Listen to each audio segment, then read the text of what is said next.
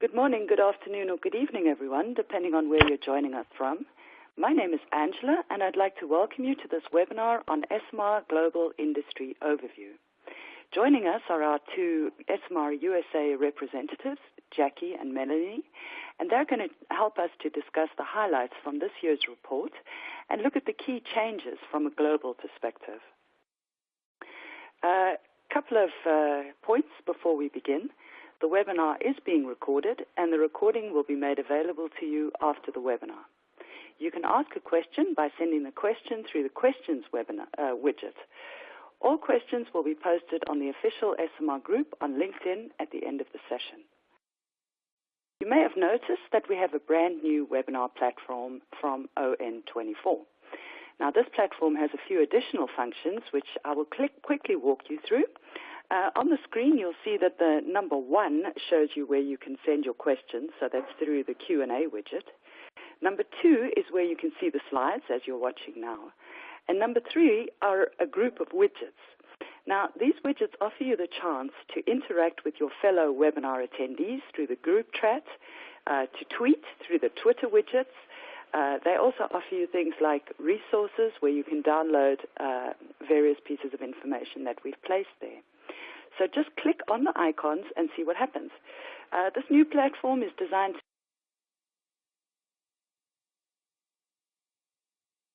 to make this experience as interactive and as fun as we possibly can. So experiment and enjoy. We also want to tell you a little bit about Esomar membership. It might be an area that you're interested in. If it's online content you're after, then this is a good time to know that members have access to a festival of online content, including webinars, Esomar event recordings, our brand new Esomar TV, and our Esomar conference papers. There's a lot of other online content, so it's a good idea to become a member and see what it is that we offer. So joining us today, as mentioned, are our USA representatives, Jackie and Melanie. So please welcome them and thank them for joining us and for sharing their experience and insights with us today. Jackie, Melanie, over to you. Hi, everyone. This is Melanie. Thank you very much for joining today. I'm very excited to be sharing a bit about the Global Market Research Report with you. The Global Market Research Report put out by Esomar is one of my absolute favorite industry resources, and I keep it close to me. We'll be talking to you about some of the insights of those of the findings from the report, as well as how we use it as we go through the webinar. The agenda here, we're going to talk about the report and what it is. We're going to share a bit about the findings of the overall global state of the business. Jackie's going to share some specifics on breakdown by region and drill down by type of research done. I'll be talking about some thoughts from industry experts. We'll also be sharing some other Esomar resources and initiatives, a bit about the benefits of membership and some upcoming events. So a lot to share with you. As we go through it, if you have any questions, don't forget to put them in the Q&A widget, and we'll do our best to cover them at the end. So on to the report. The Global Market Research Report is put out by Esomar. This is the 27th annual report and includes information on 90 countries this year. It's published every year in September, and it covers the events and trends and happenings of the prior year. So September 2015 issued the report covering everything that happened as trends and macro and microeconomics from 2014. It's unique. It's the only publication of its kind. Esomar is the only one who does this type of global report. They do it with collaboration of a lot of data from lots of different places, and they use an outsourced party to help them put the report together, and a consultant. It's months and months of work, data from local associations and experts. And it covers, industry trends, what's being bought, which markets are growing, which markets are not growing, which methods are growing and not growing, and a little bit of a forecast. So a truly unique and interesting report that I think you'll find very, very useful. So just to give you a quick highlight of some net growth before I hand it off to Jackie. What this will show you is that Africa has a net growth of 2.6%, and by net growth, this has been adjusted for inflation. The Middle East was one of the largest with 9.1% growth in market research. Latin America, a slight decline. Asia Pacific, 1.7%. North America, a slight increase, but relative flatness there. Europe, a slight decline. And the world overall pretty flat in terms of net growth in the market research space. So with that, I will hand it off to Jackie, and she'll walk you through some region specifics.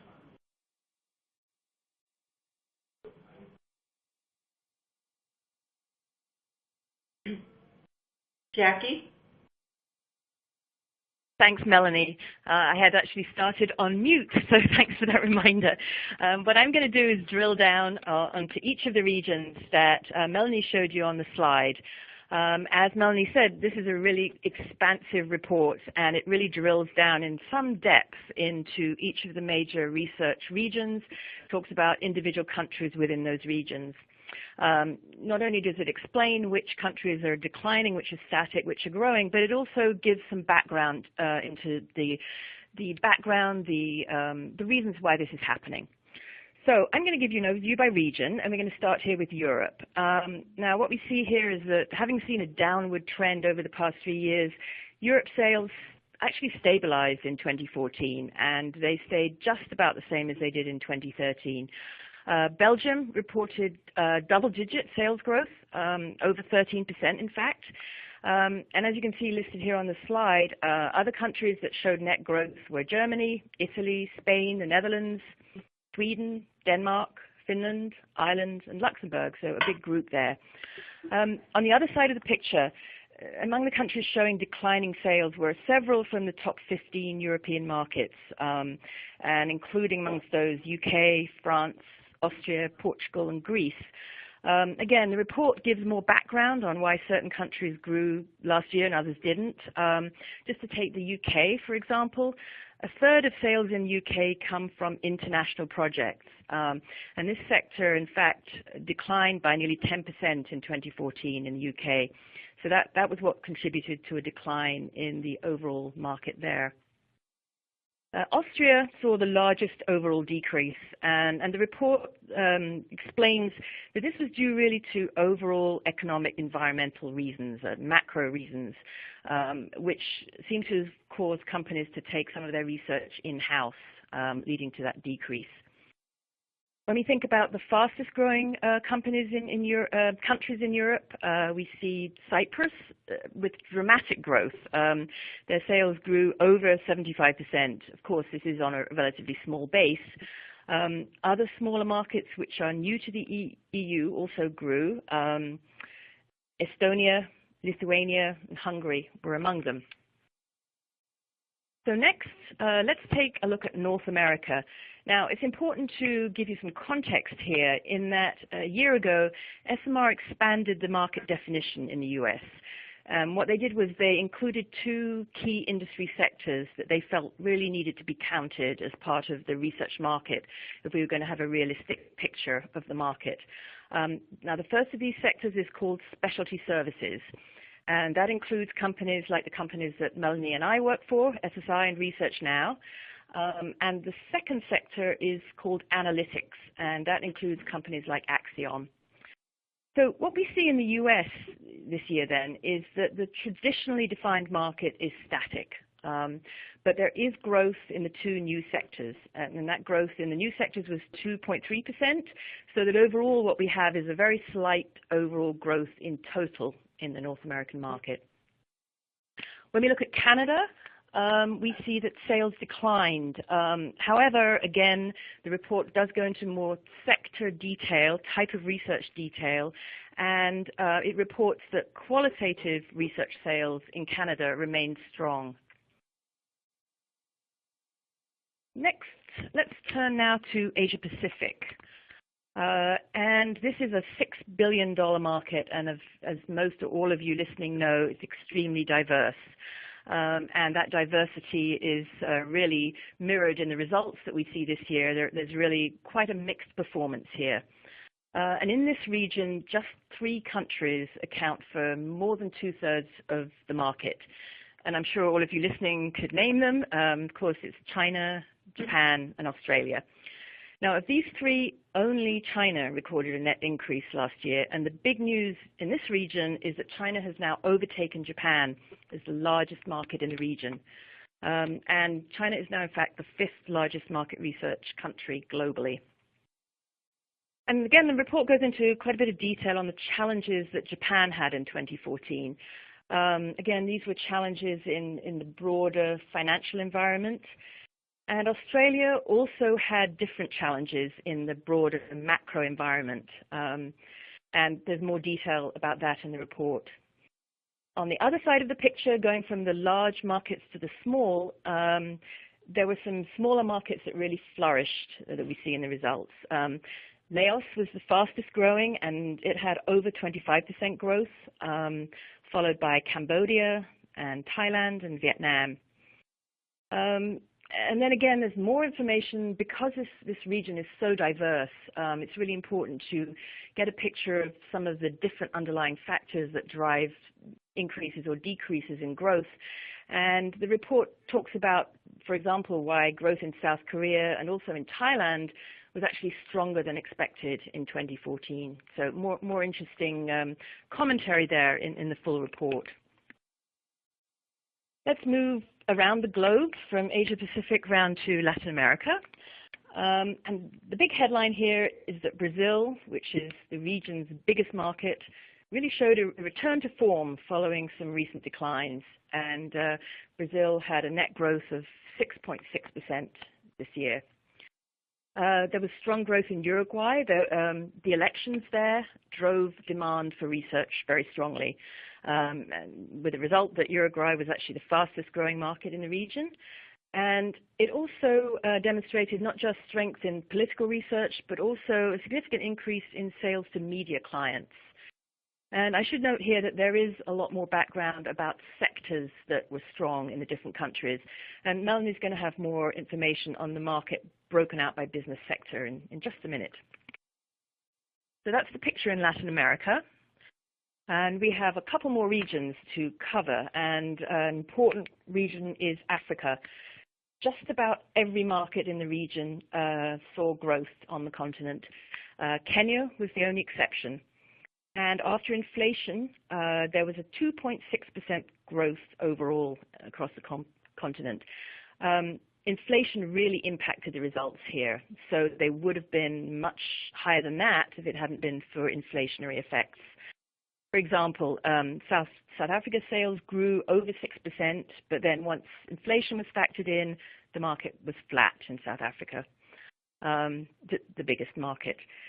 Nigeria had an outstanding performance. As you see on the slide, it was largely driven by international clients buying research and also by the telecommunications sector. Of course, Nigeria is a really key market within the West Africa sub-region of the continent. So Nigeria's performance really boosted growth for that entire sub-region. So the continent has really had some great successes shown in the results this year, but also some really complex challenges. And the full report has background on, for example, why the decline in the key market of Kenya, what that was driven by. There are a number of really promising factors in Kenya for growth, such as low energy costs and also monetary policy factors. But there was also a big downturn in the tourism sector in Kenya this year due to the recent events. And of course, tourism is one of the country's biggest sources of income, so that had a big impact there. And finally, the regions that we're going to talk about, we're going to focus on the Middle East. This is the smallest market of all the markets that I've just reviewed, but it's also the fastest growing. And it saw growth of over 9% in 2014. Again, similar to some of the other regions that I've talked about, when you go down into more detail within the region, you can see that it's a mixed picture. Some countries thriving, others not doing so well. The GCC, or the Gulf Cooperation Council region, is the only segment of the overall region of the Middle East that's grown every single year since 2010. And the countries in the GCC, of course, are Bahrain, Kuwait, Oman, Qatar, Saudi Arabia, and the United Arab Emirates. So that GCC group of countries is in fact now 75% larger than it was just 4 years ago. So really strong growth in those countries. Looking at this year and looking at individual countries, Israel reported the biggest net growth, very strong at nearly 20%. Egypt and Iran are the third and fourth largest markets in this region, and they, on the other hand, saw declines this year. In Lebanon, a TV audience measurement panel has been introduced, so sales of research to media clients actually accounted for over a third of the market there. The report gives details on that. The GCC and Egypt, in contrast, they have a more traditional pattern of sector purchasing, so the bulk of their sales really belong to manufacturing clients. So with that drill down onto individual segments, Melanie's now going to take you through some stats showing how the world overall compares to US numbers. Thanks, Jackie. If you were not able to attend Esomar Congress, there was a great session called WOW that talked a lot about the different kinds of incredible research that are going on all over the world. If you don't get a chance to attend Esomar Congress, you should try to follow up and collect some of the case studies that were presented there. It shows some of the creativity that's going into the markets that's fueling some of this growth. Very exciting advances in market research technique and method and style. And some of the challenges that they face. So the Esomar Congress presentations are super useful in concert with a report like this.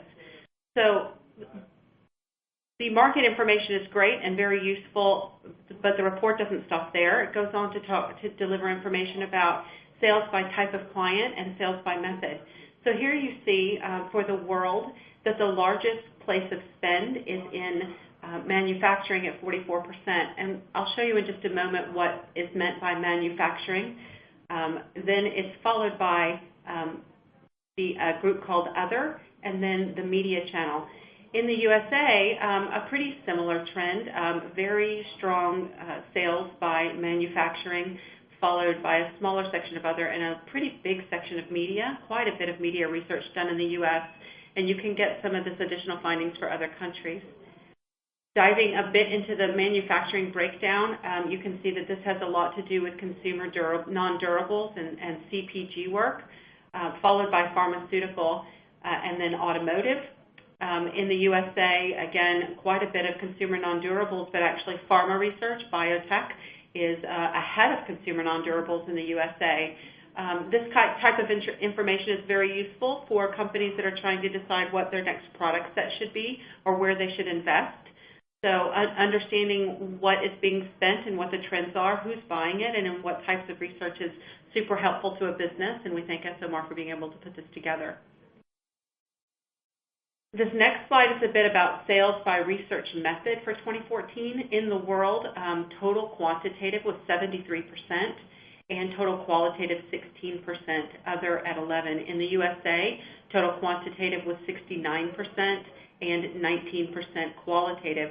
Qualitative is having a bit of a boom in the US as a result of digital and across the globe. Digging in a little bit, sales by research method in 2014, you can see that online represented 23% in the world and 20% in the US. There's a slight decline, a relative flat really, but a slight decline for the first time in online, and that was a surprise to some. Many people will say that's because of the emergence of big data and the things that they can learn from data rather than having to ask survey questions. Automated digital electronics was second, but actually was number one in the US. So you can see world trends and global trends here, and then you can also see what it is in each market. Telephones, 9% in the world, 5% in the US. Another interesting one is the mobile smartphone is 3% in the world and 5% in the US. You would think that would be reversed because smartphone is so much more popular in emerging markets. But when you put the data together, you see that the emerging markets don't have quite as much of the spend. But if you dig in, you'll see some differences by mobile smartphone and markets. Important differences that you need to understand when designing global research. So if you haven't read the report yet, you should spend some time in that. The top 3 online markets are Japan, Sweden, and the Netherlands. And the top 3 face-to-face markets perhaps no surprise, Vietnam, Pakistan, and South Africa. So there's a 2015 outlook included in this, and I'm going to pass it back to Jackie at this point. Thank you. So there is commentary, as Melanie says, in the report. So we have an outlook, and we also have opinions from people who are leading experts who have written papers to help give us more about the why and the what next to go along with the report information. As you see here by the two quotes, there are industry leaders from well-known companies here who are writing thoughtfully about our global industry and where the opportunities might lie, especially important in a time of such change within market research. As you can see here, these two essays are really focusing on change. Traditional ways of doing research have to change and are changing, and of course big data being a big part of that. And then thinking about what are the drivers of change, as you see in the second comment from ComScore. Multi-platform consumers, video everywhere, and automation across different types of advertising and market research. Disruption, change, some really great perspectives to help us understand this. Next, we wanted to give you some background about Esomar and the resources that Esomar provides in general. We've been talking about the Global Market Research Report that comes out every September, and I think it's something that we all wait for, and as Melanie said, we keep close by. But this isn't the only report that Esomar makes available to members. There is a pricing study, which is really unique, I think, in that it shows specific prices by country for specific projects. So that's another report that comes out. Again, as Melanie mentioned, conference papers and videos are available, and it's really a massive library. So just a tremendous resource there of information. I'm going to talk a little bit about the legal work that Esomar does, and it really has a packed calendar of industry events, so we'll look at just a few of those. And I think one of the key things to think about when we think about Esomar as an organization is that it really does have that unique global perspective, and it's representing the interests of our industry in the legal work it does and in the resources that it provides. To go into a little bit more detail about legal activities, this is really a fast-changing scenario, and Esomar puts quite a bit of resources into keeping up with the changes and advising member companies on what they need to know. And having been involved in some of the committees that are updating guidelines, I can tell you what a lot of effort goes in. There are representatives from very large research companies who really work to make sure that the guidelines keep up to date in a changing technological and legal framework that we work within. So as you can see here, this calendar from 2014 to 2015, it's a very busy, ongoing schedule of publications, standard updates, and advice and guidance for Esomar members and their companies.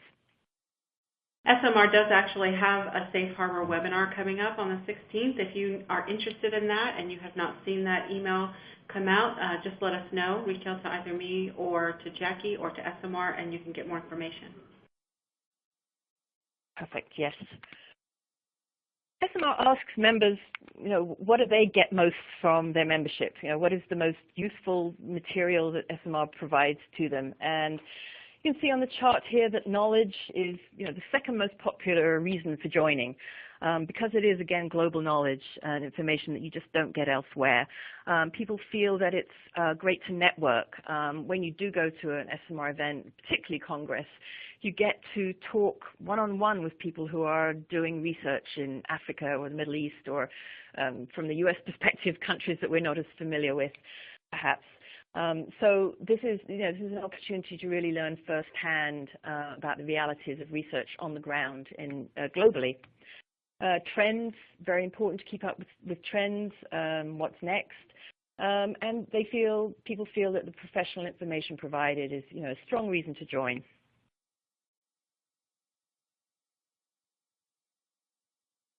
We are just going to mention a couple of specific events that are coming up.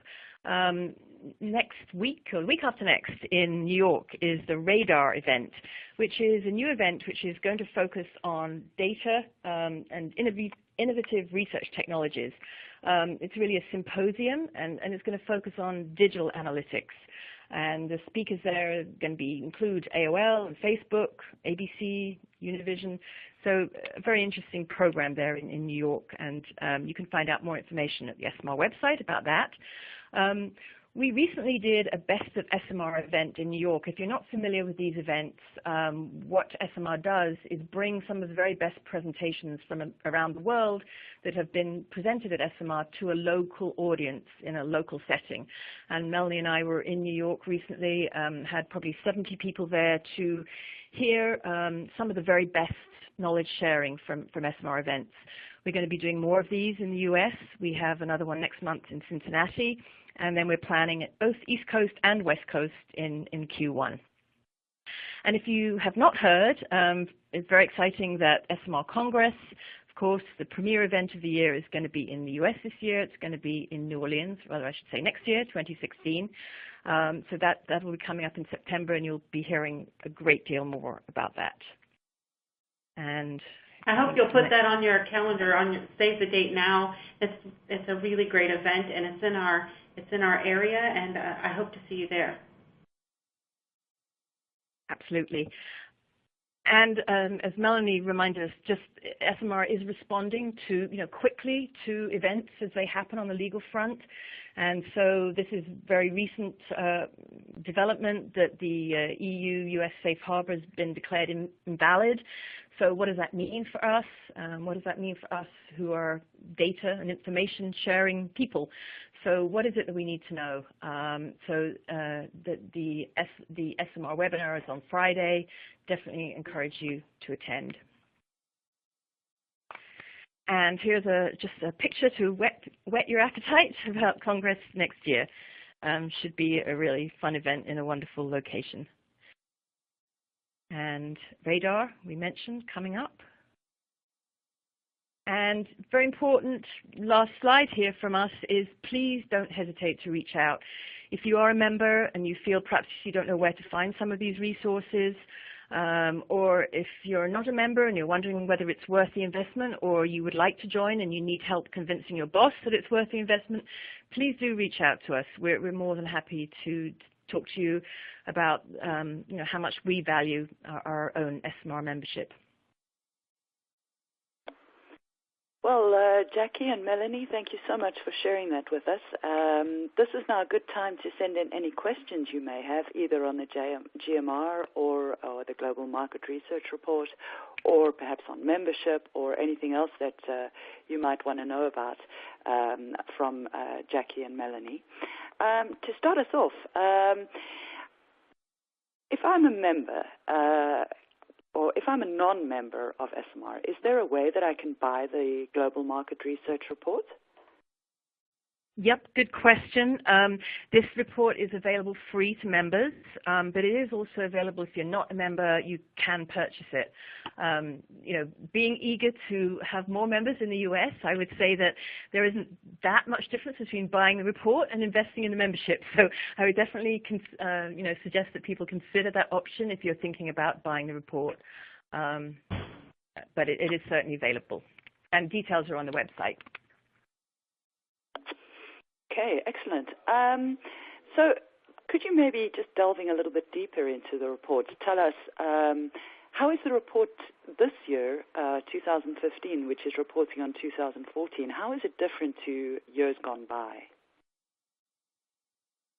Yeah, that's another great question. The report is unique in that it evolves with the market. They're very careful to add methodologies as they emerge. Everyone knows that our space is changing pretty quickly.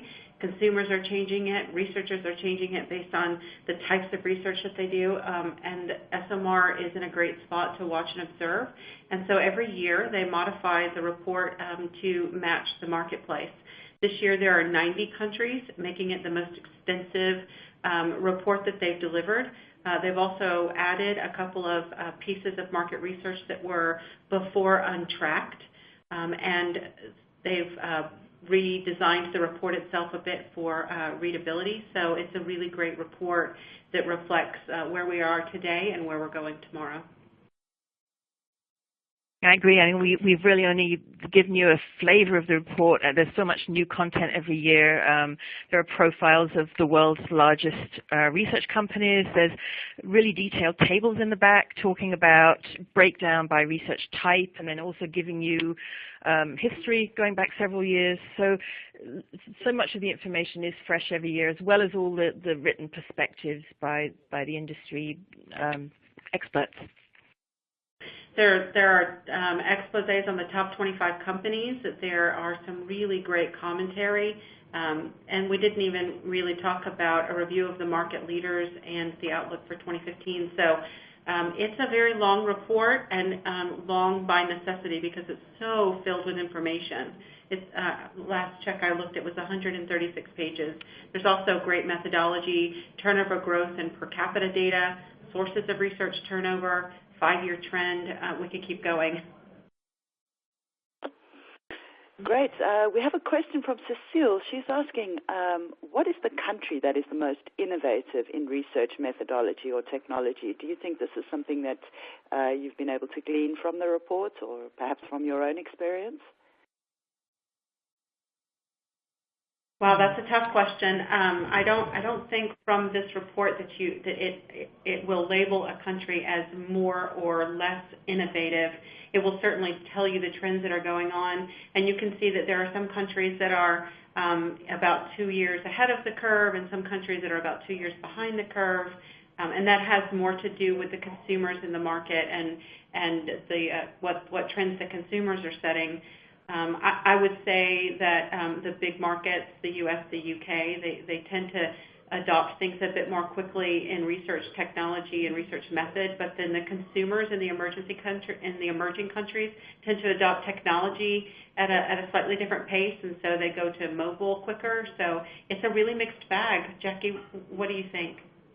Yeah, I agree with that. I think that different countries have different challenges, which means that even though you might be in a country where most of the research is still done face-to-face, but you have to be very innovative to gather the information that you need. There was a really fascinating presentation at Esomar Congress about doing research into water use and water availability in Sudan, and they didn't have the technology infrastructure that other countries have, but they had researchers on the ground with a mobile phone at the places where people came to gather water, and so they were able to record answers to questions there and then upload from those mobile phones later, upload the data to a central database. So I would definitely call that kind of approach really innovative in a country that perhaps doesn't have the technology that other countries have. So I think by understanding the stories, and there is actually an essay in here about examples of research on the ground in unusual places, you see some really amazing and fascinating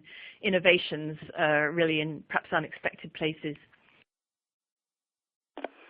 Okay, well, we have another question from Helen. She says, hi, Jackie and Melanie.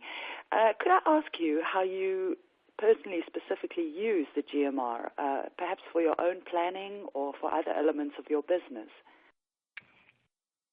Yeah, that's another really good question. At Research Now, we use it quite a bit. Specifically, we look at the regions and how they're performing, and we compare our own performance against the region. If a region is growing and we're flat in that region, it informs our strategy. We also look at the trends, and we make sure that we're investing in where the trends are going. So we use it pretty widely in our long-term planning and strategy. And also in short term, specifically if a country is performing well and we're not performing, we might look at what our strategy is in that market and what our asset size is in that market and make some quick investment or recruiting decisions in a country where we might see opportunity that we had before not addressed. And then we certainly look at it for thought leadership. We don't want to be redoing work that has already been done. So if some of the work that Esomar and its contributors are putting together can help us with questions and answer questions that we don't have to go do the research ourselves, it saves us quite a bit of time and energy with that. Jackie? Yeah, I would agree with that. And comparing growth in different sectors, market sectors, or industries within country is important for us too, to figure out how we're performing at a more of a micro level than the overall country level. And it's just important for so many decisions. It might be marketing investment, it might be product development investment, of course, mobile. Which countries are moving more to mobile? How rapidly are different countries moving? I have to say, although I do have a link to it, I keep a paper copy also nearby, and I turn to it all the time during the year. Just market size, so that you can think about how to spend your time and money resources, depending where the best opportunities lie. So it's definitely very, very frequently used. Well, thank you very much, Jackie and Melanie. I think we're out of questions at the moment, so I would suggest that we move on to thanking both of you very much for presenting today, and of course all the attendees for participating in this webinar. Jackie and Melanie have already alluded to it, but to just give you the final details, we do have a number of conferences around the world that were open for registration. As we've already mentioned, the RADAR event, which is looking at research analytics, digital advanced research, which is on the 25th to the 26th of October in New York. The program is online and could be well worth having a look at. We also have our qualitative event, which will be rounding off the year, and that will be held in Paris, here in Europe. It's from the 15th to the 17th of November, so if you're interested in qualitative research and the latest trends in that area, then it's a really good idea to perhaps attend that event or have a look at the live stream. We're rounding off the year with a new sensory forum looking at sensory research, and that will follow the qualitative event in Paris on the 18th of November.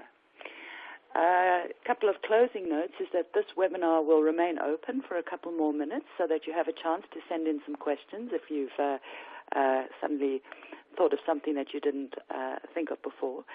If you're interested in learning more about Esomar, then please feel free to contact our customer service desk. We look forward to seeing you again in a future webinar, perhaps on Friday. On behalf of Jackie, Melanie, and us here at Esomar, many thanks for attending today's session. Thank you very much. Thanks.